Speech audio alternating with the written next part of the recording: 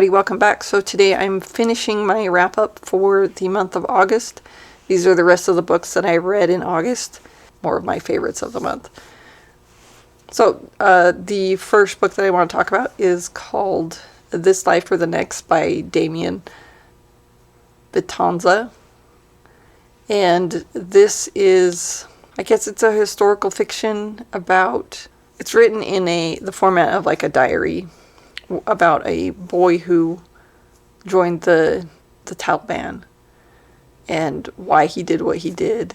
And because of that, he ended up in prison for the rest of his life.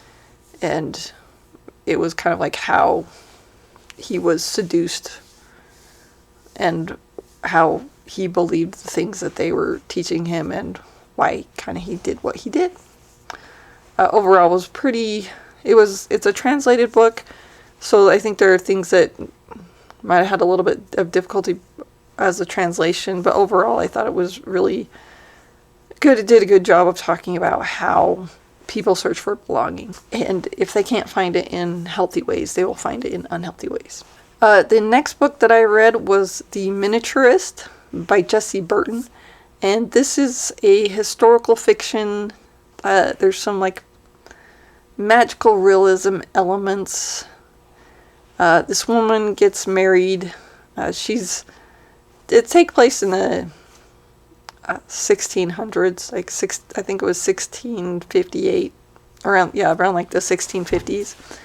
And she gets married. She doesn't really have a whole lot of choice. Her family has lost a lot of its funds, and they're just excited that somebody who has a lot of money has decided to marry her to kind of save the family.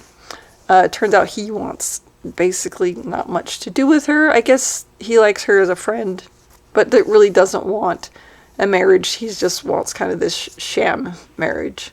Come to find out that he is gay and has been hiding it from her, and that's why he doesn't really want to be with her.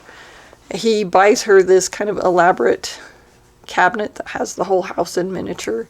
The miniaturist is someone who furnished, like she asks for things and she makes things for this house, but she keeps making things that are related to what is going to happen in the future.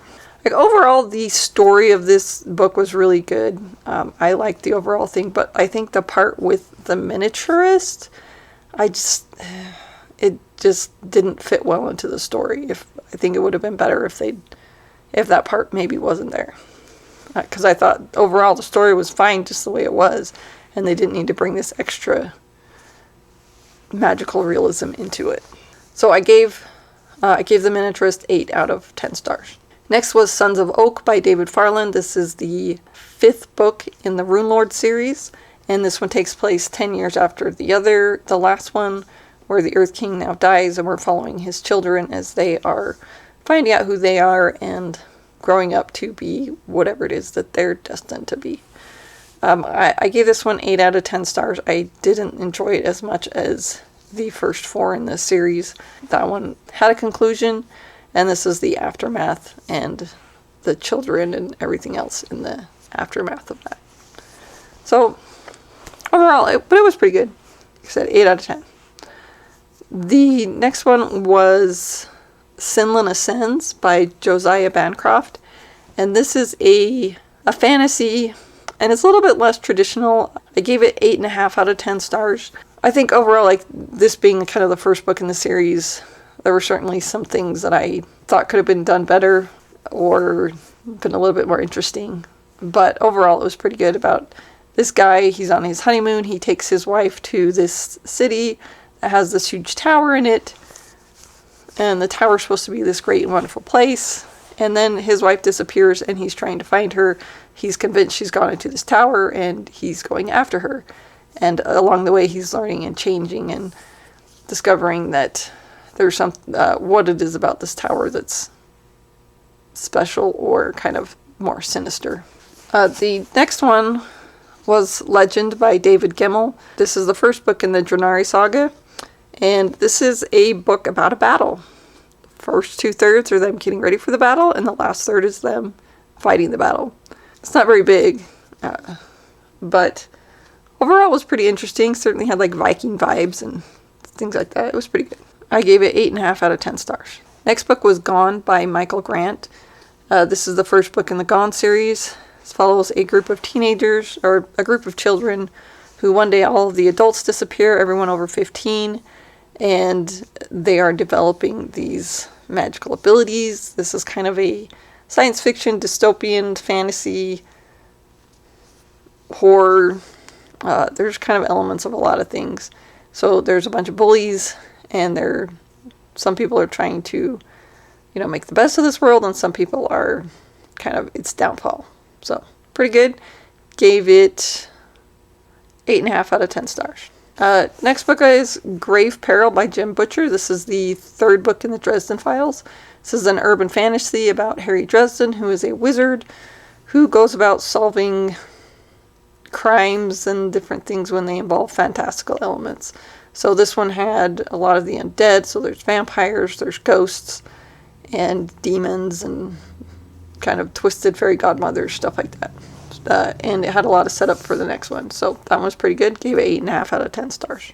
The next one was called Little Darlings by Melanie Golding, and this was a kind of mystery thriller, suspense, domestic thriller type story. This woman has twins, and she's convinced that there's someone out to steal her children, and they are not human. They are kind of a ghost, and they are fairies who want to replace her children with changelings, and her kind of journey is to trying to save her children, but it's a little more creepy than that. And like the end, where it didn't quite really, kind of still left me guessing. The next one was The Crimson Vault by Will Wight, and this is the second book in the Traveler's Gate series. And this is a fantasy novel where there's people they call travelers who can travel between dimensions, and there's also these blood trees that have to be sacrificed to every year because they are kind of keeping greater evil imprisoned. And so we follow a group of people who are learning to be travelers and gaining abilities. The house that they live in that likes to kill them, or at least try to kill them, because it would only be polite. Right, so I gave The Crimson Vault 9 out of 10 stars. The next book was They Cage the Animals at Night by Jennings Michael Burch. And this is a nonfiction. It's a memoir from a kid in the 60s going through kind of the orphanage system and the foster care system in the 1960s in New York. It was sad and heartbreaking. His mother gets sick and she drops him off at an orphanage. She kind of comes off and on, picking him up and leaving him different places, and he has to kind of make his way through all of these different situations. I gave this one 9.5 out of 10 stars. It was really good. The next one was Golden Sun by Pierce Brown. This is the second book in the Red Rising series. This is a science fiction with fantasy elements. It takes place on Mars, where the society is arranged by colors, and reds are like the bottom, they're the slaves, and the golds are at the top, and it is about a red who is able to become a gold, and his desire is to change the world, or worlds, because I guess there's more than one. So this was the second one. Really excited. It was really exciting. Kind of ended on a cliffhanger. I'm excited to see what happens next. So I gave that one 9.5 out of 10 stars. So now we're at kind of my top 3. All of these I gave 10 stars. The first one was Frankenstein by Mary Shelley. This is a classic horror story about a man, Victor Frankenstein, who wants to end death. So he finds a way to bring a person back from the dead and creates a monster. This was awesome. This is the first time that I've read this classic. I am reading a lot of great classics this year, so this was another one. 10 out of 10 stars. The next one was Mother Night Myths and Stories, Learning to See in the Dark, Clarissa Estes Pincolola. And this is a collection of stories that are told. The author is a therapist, and it's how she kind of uses stories to help people, which is one of the areas of therapy that I really like. And so I really enjoyed this one. Gave it 10 out of 10 stars. And the last book, my favorite book this month, was Oathbringer by Brandon Sanderson. This is the third book in the Stormlight Archives. Another nice big book. Stormlight Archives has kind of like quite an intense plot. It's about a world where magic comes from storms, and there's these, they're called the Knights Radiant, who have learned to kind of use the power that comes from these storms, and each book follows like several group of people, but has one person that we look into their backstory and see where they got where they are and how they became who they are. Another great addition to the series. I'll be picking up Rhythm of War in a couple months, so can't wait to see what happens next. Okay, so those are all the books that I read in the month of August.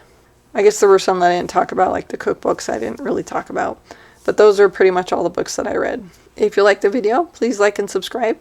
Thank you very much for watching.